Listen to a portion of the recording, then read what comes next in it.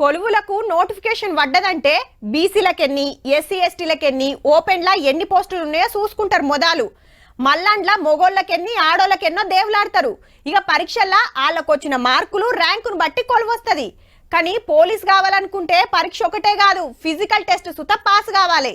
Hago గసంటిదే ఓ తాన నడిచింది, కాకుంటే అందరికీ కాదు.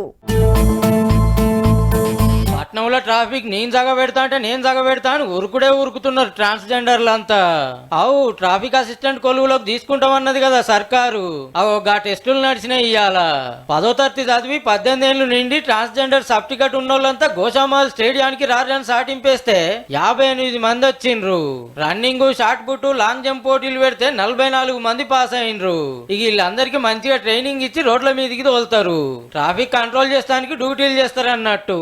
జీతాలు సుతా హోంగార్డులకు ఇచ్చినట్టే ఇస్తారట. సిగ్నల్ దగ్గర అడుక్కునే మేమే ఈ రోజు సిగ్నల్ కంట్రోల్ చేసి ఒక ట్రాఫిక్ పోలీసర్ అయినందుకు మేము చాలా గర్వపడుతున్నామండి. ఈ రోజు ఒకరు వేలు పెట్టి చూపించిన వాళ్ళు అయ్యో వాళ్ళు రాని ఈ రోజు ముఖం మీద వేలేసుకునే అంత. కంపెనీలకు తీసుకోరు, జాబులు ఇయ్యరు, సర్కార్లు పట్టించుకోవు.